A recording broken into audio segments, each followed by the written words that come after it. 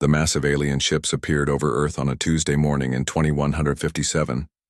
Captain Jake Morrison stood on the bridge of the UES Atlantic, watching the enormous vessels block out the sun. Each ship was 3 times larger than anything humans had ever built. Their dark metal surfaces reflected no light, making them look like holes cut into the sky.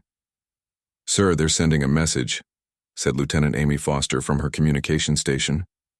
Her voice was steady, but Jake could see her hands shaking slightly as she worked the controls. The message came through in perfect English. "Greetings, people of Earth. We are the Zephyrian Empire. We come in peace and friendship. We wish to meet with your leaders to discuss cooperation between our species." Admiral Lisa Carter arrived at the military base within hours. She was a tough woman who had fought in 3 different wars, but even she looked nervous as she watched the alien ships on the main screen. The ships had not moved since their arrival. They just hung there, waiting. "What do we know about them?" Carter asked Dr. Kevin Hayes, the head scientist on the base. "Nothing yet," Hayes replied, adjusting his thick glasses. "But they know our language perfectly. That means they've been watching us for some time." 3 days later, the aliens sent down a small shuttle. It landed in a field outside New York City, and Jake Morrison was chosen to lead the first contact team. As he walked toward the shuttle, his heart pounded in his chest. The door opened with a soft hiss, and 3 tall figures stepped out. The Zephyrians were unlike anything Jake had imagined. They stood 8 feet tall with thin, insect-like bodies covered in smooth, dark armor. Their heads were large and oval-shaped, with huge, compound eyes that seemed to see everything at once. When they moved, they did so with perfect coordination, as if they shared one mind. "I am High Commander Vextar," the center alien said. Its voice was deep and musical, coming from a translator device on its chest. "We are honored to meet the humans of Earth." Jake introduced himself and his team. The aliens were polite and seemed genuinely friendly. They explained that they were explorers from a distant part of the galaxy. They had been traveling for thousands of years, meeting new species and learning about different cultures. "We have much to offer each other," Vextar said. "Your people create beautiful art and music. Your stories are unlike anything we have encountered. In return, we can share our technology. We can help you cure diseases, clean your air, and travel to the stars." The meeting lasted several hours.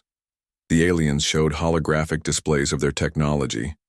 They had machines that could heal any injury, devices that could create unlimited clean energy, and ships that could travel between stars in weeks instead of years. To Jake and his team, it seemed too good to be true. But the politicians back on Earth were excited. President Helen Clark held emergency meetings with world leaders. Everyone wanted access to the alien technology. The environmental benefits alone could save the planet from climate change. Admiral Carter remained suspicious. "Why would they give us all this for nothing?" she asked during a private meeting with Jake and Dr. Hayes. "They're not asking for nothing," Jake replied. "They want access to our art, our music, our stories. They seem fascinated by human creativity." "That doesn't sound like much to give up," Carter said, but her tone suggested she wasn't convinced. The aliens established embassy buildings in major cities around the world. The buildings were beautiful, with curved walls that seemed to grow from the ground like living things. They invited humans to visit and experience their technology firsthand. Dr. Hayes was one of the first to study the alien biological samples they provided. He spent hours looking at them under his microscopes, making notes and running tests. What he found troubled him. The alien cells had unusual structures that looked designed for connecting multiple minds together. "It's like they're built to share thoughts," he told Jake privately. "Each cell has these tiny connectors that could link to other brains." Amy Foster started keeping detailed records of everyone who visited the alien embassies. She noticed that people who spent time there began to change. They became calmer, more agreeable, and less likely to argue or compete with others. At first, this seemed like a good thing. Conflicts decreased and people worked together better. But Amy saw something else. The visitors lost their edge, their drive to excel as individuals. They started speaking in similar ways and agreeing with everything the aliens suggested. It was as if their personalities were being smoothed out, made more uniform. Jake himself began experiencing strange effects after his third visit to the New York embassy. The aliens had invited him to experience their virtual reality systems. The technology was amazing. It felt completely real. But afterward, Jake found himself having trouble making decisions. His usual sharp tactical thinking became fuzzy and uncertain. Amy noticed the change in her captain immediately. Jake had always been quick to question orders and think of alternative strategies. Now he nodded along with everything the aliens proposed. During meetings, he would forget important details and seem confused about things that should have been simple. "Sir, are you feeling all right?" Amy asked him after one particularly concerning briefing. "I'm fine," Jake replied, but his voice sounded flat and distant. "The Zephyrians are our friends. We should trust them and do what they suggest." Amy had never heard her captain speak that way before. She began to suspect that something was very wrong with the whole situation. The aliens were too perfect, too generous, and too interested in getting close to humans.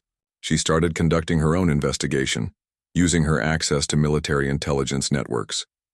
What she discovered made her blood run cold. In intercepted alien communications, she found references to conditioning protocols and compliance enhancement. The Zephyrians were not the peaceful explorers they pretended to be. They were manipulating human minds, making people easier to control. But by then, it might have been too late. World leaders were already signing agreements to integrate alien technology into human society. The Zephyrians offered to upgrade power plants, hospitals, and communication networks with their biotechnology. Each upgrade would give them more influence over human civilization. Amy realized that humanity was walking into a carefully planned trap. The aliens had studied humans and found their weaknesses. They knew exactly how to make people want what they were offering. But they had underestimated one thing about humans. Some people, like Amy, could see through deception and would fight back against any attempt to control them. 6 months had passed since the Zephyrians arrived, and their influence spread across Earth like water soaking into dry ground. Amy Foster watched from her office as construction crews worked on the third alien embassy in Washington. The building grew from the earth using Zephyrian biotechnology, its walls pulsing gently like a living heart. President Helen Clark appeared on television almost daily now, praising the aliens and their generous gifts. Her speeches sounded different than before, smoother, more rehearsed, as if someone else had written the words. She announced that all major cities would receive Zephyrian infrastructure upgrades within the year.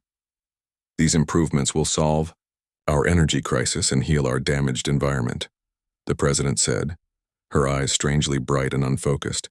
We must embrace this opportunity for humanity's future. Amy knew something was terribly wrong. She had been watching people change for months now.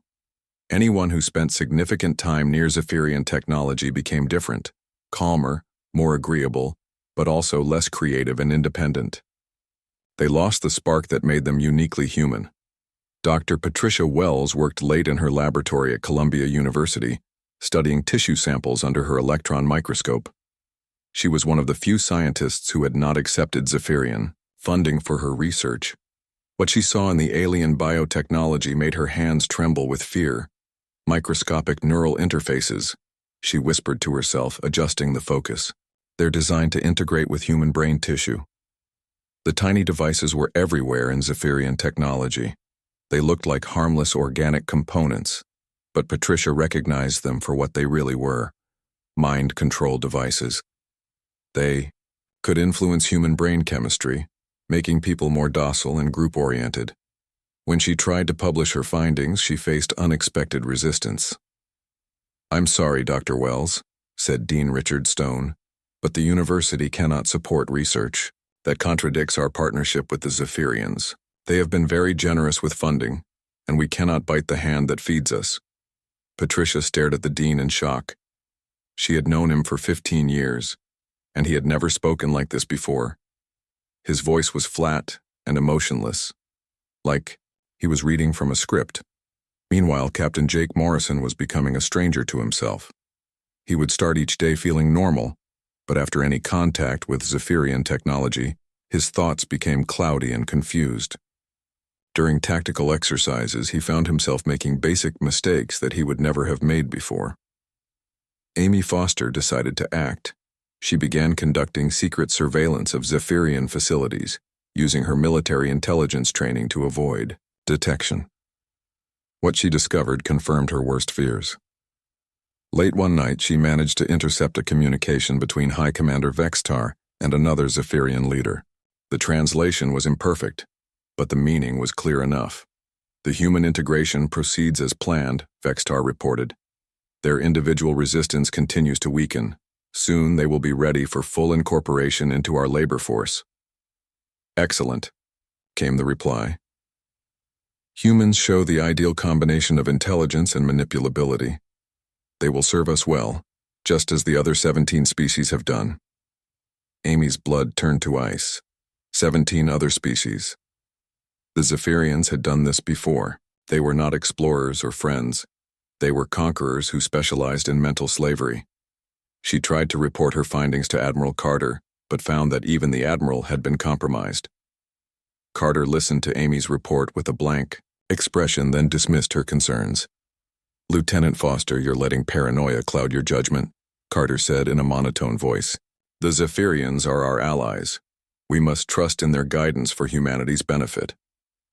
Amy realized she was on her own. But she was not the only one who had noticed the changes. Commander Ben Rodriguez was leading a deep space patrol mission when his ship detected the wreckage of an unknown alien vessel. The ship was clearly not human or Zephyrian in design. Bring us alongside, Ben ordered his crew. Let's see what we can salvage. The alien ship had been destroyed in battle, but its computer core was still intact. Ben's technical officer, Sarah Kim, worked for hours to translate the alien language. When she finally broke the code, what they found made everyone on the ship go silent. They're warning messages, Sarah reported, her voice barely above a whisper. Multiple species sending out warnings about the Zephyrians. They call them the Mind Weavers and the Silent Conquerors. The messages painted a terrifying picture. The Zephyrians would arrive at a new world claiming friendship. They would offer advanced technology in exchange for cultural artifacts. Slowly, they would condition the population to be compliant and obedient. Within a few years, entire civilizations would become willing slaves, never realizing what had happened to them. They've been doing this for thousands of years, Ben told his crew. World after world, species after species, and now it's happening to us. Ben tried to send a warning to Earth, but found that his communications were being blocked. The Zephyrians had taken control of most communication satellites. Any message that contradicted their narrative was automatically filtered out. Back on Earth, Amy Foster was building her own network of resistance. She found others who had noticed the changes and were fighting against the alien influence. Dr. Patricia Wells was among the first to join, bringing her scientific knowledge of how the neural conditioning worked. The devices affect brain chemistry, Patricia explained to the small group of rebels meeting in an abandoned warehouse. They increase production of certain hormones that make people more trusting and less likely to think independently. Can it be reversed? Asked Detective Mike Turner, who had noticed that crime rates were dropping not because society was improving, but because people were losing the will to rebel against authority. I think so, Patricia replied. The human brain is remarkably adaptable. If we can create the right countermeasures, we might be able to break their conditioning. Amy shared her intelligence about Zephyrian operations. They're not just controlling our leaders, she said. They're harvesting our creativity. Every piece of human art, music, and literature that enters their databases makes their own civilization stronger somehow. The group began to understand the full scope of the alien plan. Humanity was being turned into a slave species, but not just for labor. The Zephyrians needed human creativity to prevent their own society from stagnating. They were parasites feeding on the very thing that made humans special, their individual creativity and unpredictable thinking. We have to find a way to fight back, Amy said, before it's too late and we all become zombies serving alien masters. But as they looked around at their small group, they wondered if it was already too late. Most of humanity was already under Zephyrian influence. The resistance had limited resources and no official support. They were a handful of rebels trying to save a world that no longer wanted to be saved. Still, they had one advantage the aliens didn't expect. Humans were stubborn, unpredictable, and willing to fight even when the odds were impossible. The Zephyrians had conquered 17 other species, but they had never faced anything quite like human determination and creativity. The real battle was just beginning. Dr. Patricia Wells stared at her computer screen in amazement. After weeks of testing, she had discovered something the Zephyrians had not expected. Not all humans responded to their neural conditioning in the same way. "Amy, you need to see this." Patricia called to Lieutenant Foster, who was reviewing intelligence reports at a nearby desk in their hidden laboratory. Amy walked over and looked at the brain scans displayed on the screen. "What am I looking at?" "These are scans of people who have been exposed to Zephyrian conditioning technology," Patricia explained. "Look at these patterns. About 20% of humans show complete resistance to the neural interfaces. Another, 30% can fight off the conditioning with effort and training." Amy felt a spark of hope for the first time in months. "You mean some people are naturally immune?" "Exactly. And I think I know why." Patricia pulled up another set of data. Human brains are incredibly diverse. We evolved with different thinking patterns, personality types, and neural structures. The Zephyrians designed their conditioning to work on minds that think alike, like their own hive mentality. But human individuality is actually protecting us.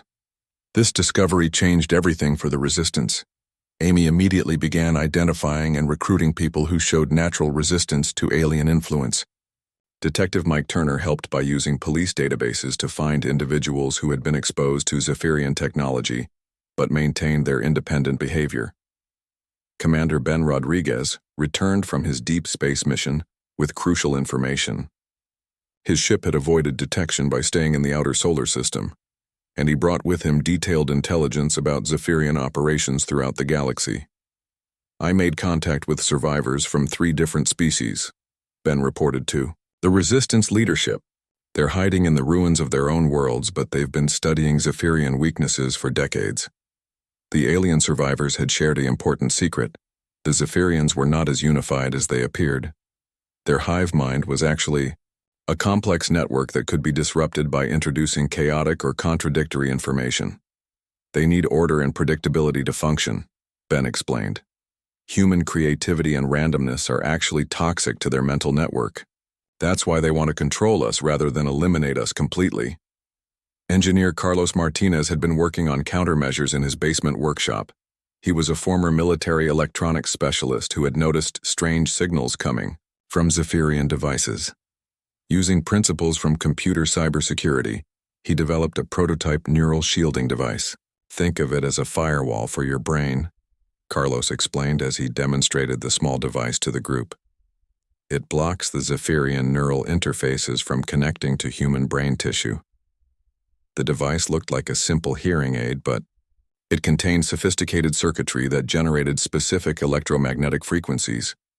When activated, it created a barrier around the user's neural pathways that Zephyrian technology could not penetrate. "We need to mass-produce these and distribute them without the aliens noticing," Amy said. Carlos smiled. "Already working on it. I've been hiding the components inside regular consumer electronics, cell phones, music players, even coffee makers. People have no idea they're carrying neural shields." While Carlos worked on protection, Amy planned an infiltration mission. She had identified a major Zephyrian facility outside Denver that seemed to be their primary research center. Intelligence suggested they were conducting experiments on human creativity there. Amy assembled a team of naturally resistant individuals. Along with her were Detective Mike Turner, Dr. Patricia Wells, and a young hacker named Danny Cooper who had proven immune to all forms of alien conditioning. They approached the facility at night, using equipment that Carlos had modified to be invisible to Zephyrian sensors. The building looked organic, with curved walls that pulsed with a faint blue light. Getting inside required careful timing and a lot of luck. Once inside, Amy was shocked by what they found. Hundreds of humans sat in strange chairs, connected to alien machines. Their eyes were closed and their faces were blank, but their hands moved constantly, creating art, writing stories, and composing music. They're using them as creativity farms, Patricia whispered in horror. The humans think they're dreaming, but the aliens are harvesting their imagination. Danny hacked into the facility's computer network while the others gathered evidence. What he found explained everything.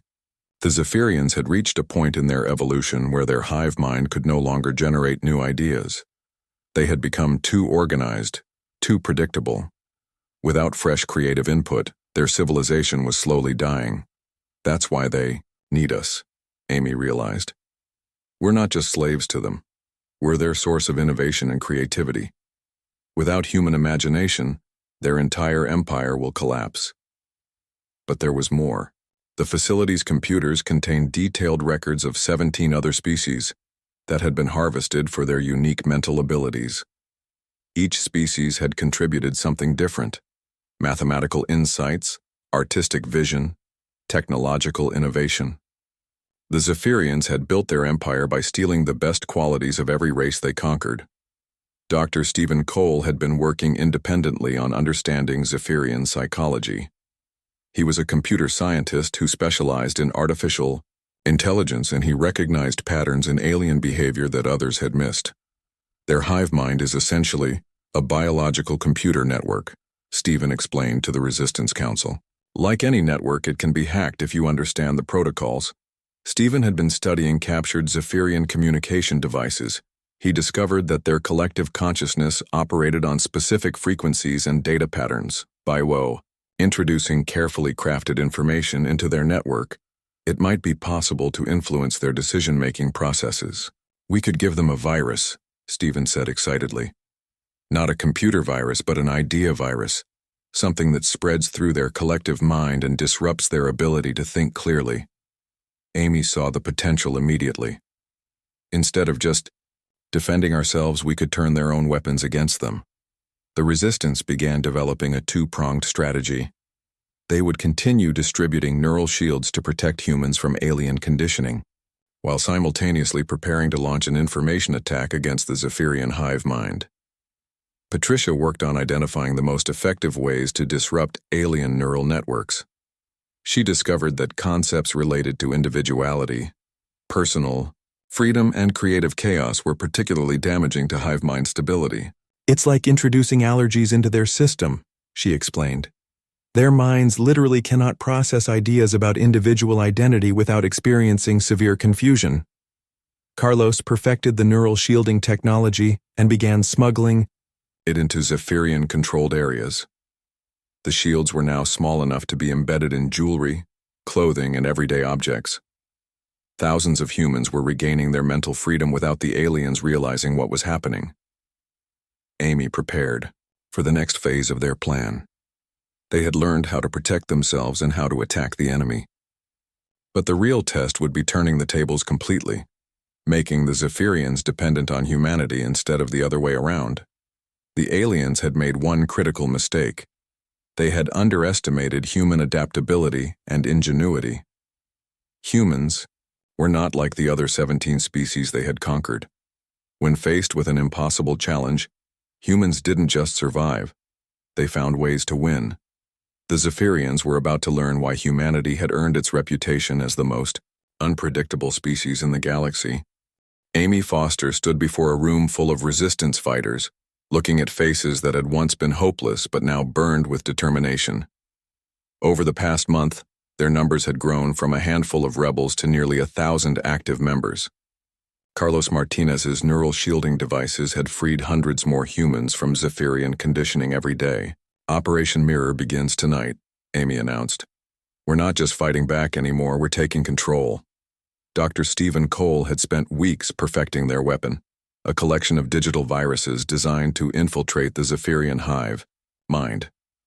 Unlike computer viruses that destroyed data, these were idea viruses that would introduce concepts of individual thought and creative chaos into the alien collective consciousness. Remember, this isn't about destruction, Stephen explained to the technical team. We're trying to evolve them, not eliminate them. We want to introduce individuality into their hive mind, which will make them more like us. Dr. Patricia Wells, had made another crucial discovery.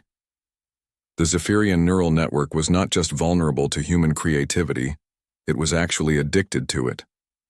After months of harvesting human imagination, the aliens could no longer function without regular inputs of original ideas.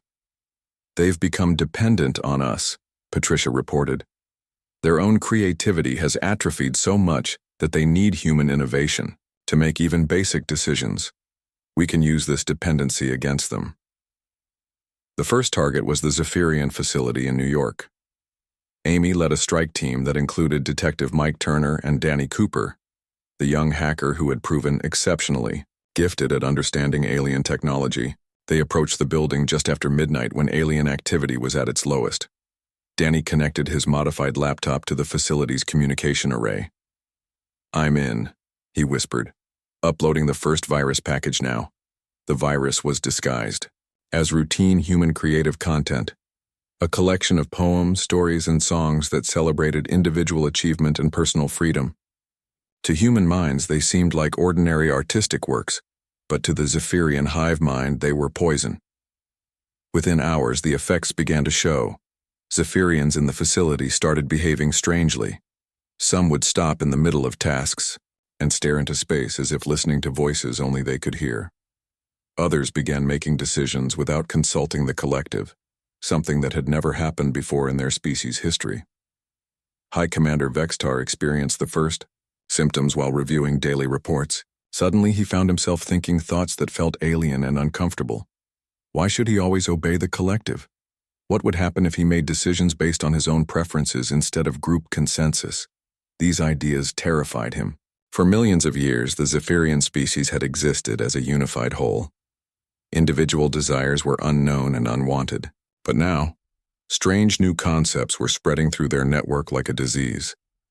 Captain Jake Morrison, now free from alien conditioning thanks to his neural shield, led a mission to capture key Zephyrian personnel.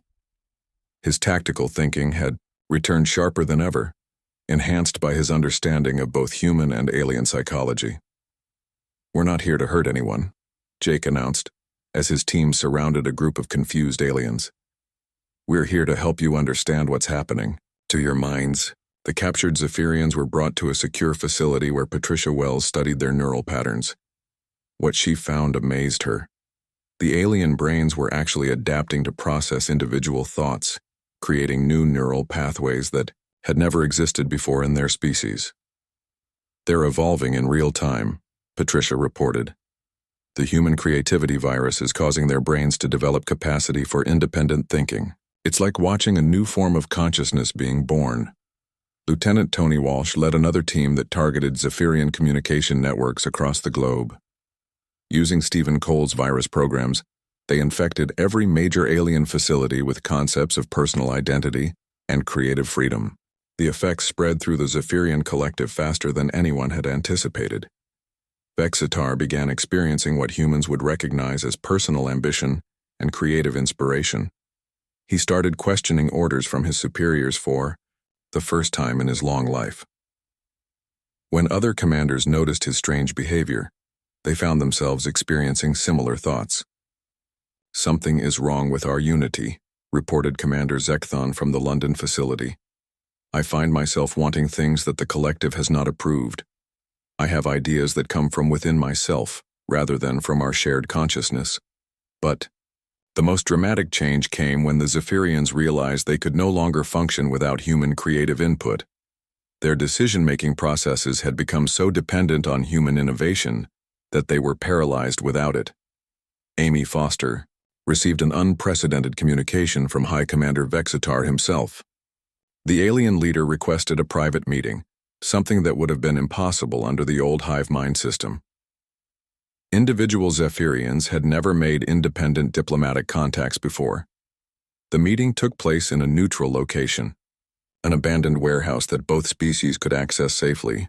Vexitar arrived with only 2 guards, another sign that the alien collective was breaking down. "Lieutenant Foster," Vexitar said, his voice carrying new emotional tones that had never existed in Zephyrian speech before. "I must speak with you about the changes happening to my people."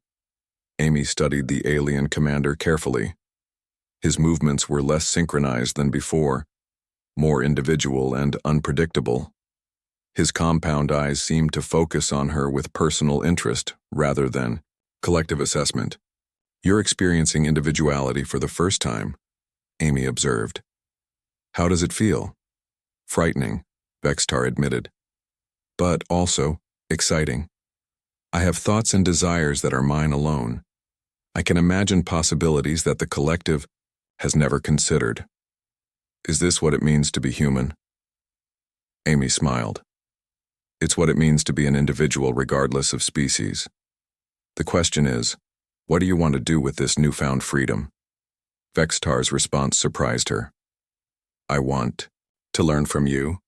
My people have spent thousands of years conquering other species because we thought unity was the highest form of existence. But now I see that diversity and individual creativity are far more powerful than conformity." The Zephyrian commander revealed information that shocked the resistance. His species was dying out not because of any external threat, but because their hive mind had reached the limits of its creative capacity.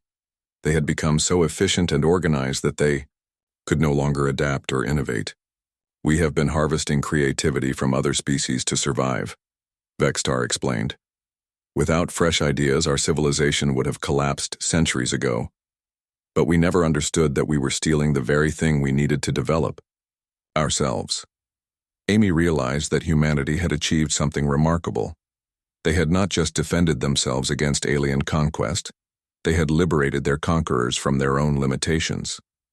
The Zephyrians were now experiencing individual consciousness for the first time in their species' history. "What happens to your empire now?" Amy asked. Vextar's compound eyes seemed to sparkle with newly discovered personality. "I believe that is a decision each Zephyrian will have to make for themselves. For the first time in our history, we have individual choice. Some may want to maintain the old ways, but others, like myself, wish to explore this new form of existence." The transformation was spreading throughout the Zephyrian Empire. On worlds across the galaxy, aliens who had lived as unified collectives for millions of years were suddenly experiencing personal thoughts and desires. It was the most dramatic evolutionary leap in galactic history. Amy realized that Operation Am Mirror had succeeded beyond their wildest dreams. They had not just saved humanity. They had given an entire species the gift of individual consciousness. The Zephyrians were no longer conquerors but potential allies in a new kind of galactic civilization. 1 year after Operation Mirror, Admiral Lisa Carter stood in the command center of the newly renamed UES Freedom, watching as construction crews completed the first joint human-Zephyrian space station. Her mind was clear now, free from alien conditioning, and she marveled at how completely the situation had reversed. High Commander Vextar approached her with a gait that was uniquely his own, no longer the synchronized movement of a hive mind, but the individual stride of a being who had learned to think for himself. "Admiral Carter," Vextar said, his voice carrying warmth that would have been impossible in his old collective consciousness. "The liberation of the Centauri system is proceeding ahead of schedule. 3 more species have been freed from hive mind control this month alone." Carter smiled at her unlikely ally. "Your people have adapted to individuality faster than anyone expected. Who would have thought that former conquerors would become the galaxy's most effective liberators?" The transformation had been remarkable to witness. As individual consciousness spread through the Zephyrian Empire, different aliens had chosen different paths. Some tried to maintain the old hive mind structure but found it impossible once they had experienced personal thoughts. Others, like Vextar, embraced their new individuality completely and became passionate advocates for freedom. Dr. Patricia Wells had established the Galactic Institute for Neural Liberation, where she studied the psychological effects of transitioning from collective to individual consciousness. Her techniques for breaking hive mind conditioning had been successful across 17 different species so far. Each species responds differently, Patricia explained to a group of newly freed aliens from the Rigel system. Some embrace individual creativity immediately, while others need time to adjust. But all of you have the capacity for independent thought. It just needs to be awakened and nurtured. Captain Jake Morrison now commanded the UES Horizon, leading exploration missions to contact Zephyrian-controlled systems throughout the galaxy. His ship was crewed by both humans and reformed Zephyrians, working together as individuals rather than as representatives of their species. Contact established with the Delta Pavonis system, reported Lieutenant Danny Cooper from the communications station. Danny had become one of the fleet's most skilled xenolinguistics experts, able to communicate with newly discovered species in ways that respected their unique thought patterns. "What's the situation there?" Jake asked. "Another farming operation," Danny replied. "The local Zephyrians have been harvesting creativity from a species called the Melodians. They're natural musicians who think in mathematical harmonies." Jake nodded grimly. Despite the success of their liberation efforts, they continued to discover new worlds where the old Zephyrian Empire had established creativity harvesting operations. Each discovery reinforced how massive and systematic the alien conquest had been. The liberation of the Melodians followed the same pattern that had worked on dozens of other worlds. A joint human Zephyrian team would infiltrate the farming facilities and introduce concepts of individual identity into both the enslaved population and their Zephyrian overseers. Within days, both species would begin experiencing independent consciousness. Commander Ben Rodriguez had been promoted to head of Liberation Fleet Operations. He coordinated missions across multiple star systems, using the same chaos-based strategies that had worked so well against rigid hive mind thinking. "The beautiful thing about individuality," Ben explained to a group of new human Zephyrian teams, "is that it's contagious. Once a few members of any species experience independent thought, they naturally want to share it with others. We don't have to force freedom on anyone. We just have to show them that it exists." Amy Foster had been promoted to Director of Galactic Intelligence, coordinating information gathering across the growing alliance of liberated worlds. Her office in the New Geneva headquarters was always busy with reports from dozens of different species. "The former Zephyrian territories are transforming faster than we can map them," Amy reported to the Galactic Council. "Worlds that were unified under hive mind control just months ago now have dozens of different political factions, art movements, and philosophical schools. It's chaos, but it's beautiful chaos." The Galactic Council itself was a testament to how much things had changed. Representatives from 37 different species sat around a circular table, each one an individual with their own opinions and ideas. Debates were loud and sometimes heated, but they resulted in decisions that no single mind could have reached alone. Vextar served as the Council's Secretary of Liberation, a position that would have been unthinkable under the old system. His personal transformation had been remarkable, from a rigid military commander following hive mind directives to a passionate advocate for individual rights across all species. "We have confirmation that the liberation virus has reached the core Zephyrian worlds," Vextar reported to the Council. "Even our oldest and most traditional colonies are beginning to experience individual consciousness. The change is irreversible now." Dr. Stephen Cole had developed new versions of the liberation virus that were tailored to different species' neural structures.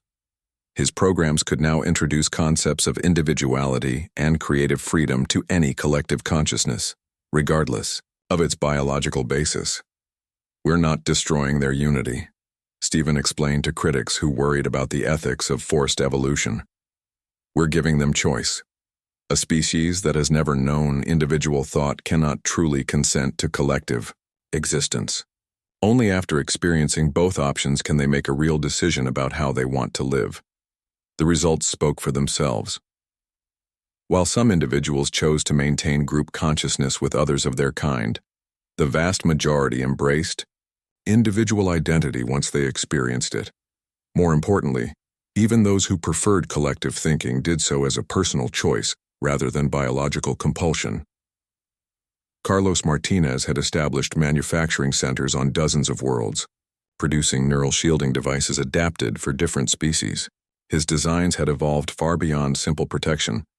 They now enhanced natural creativity and independent thinking in any species that used them. The shields don't just block mind control, Carlos explained to a group of visiting engineers.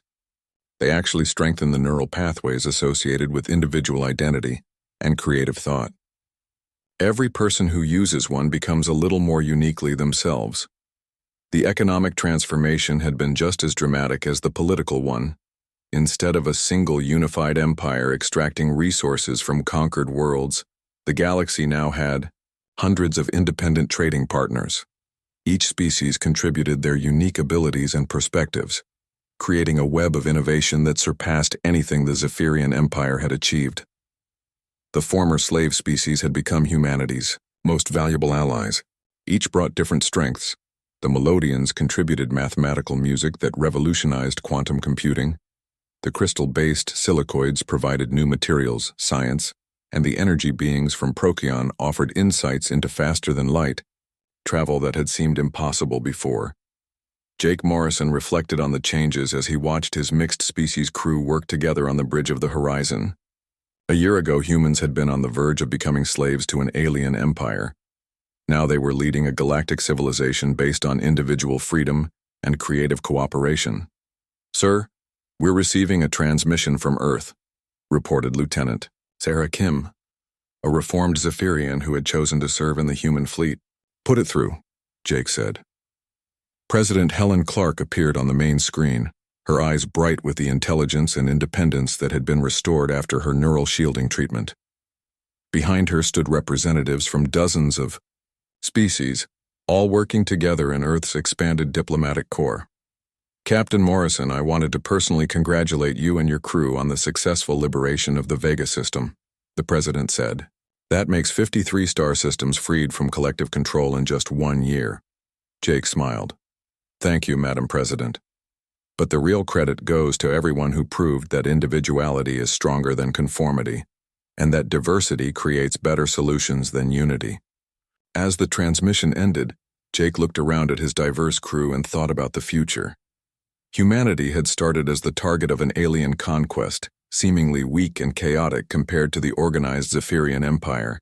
But their apparent weaknesses, their stubborn individuality, their unpredictable creativity, their refusal to think alike, had become the keys to galactic liberation.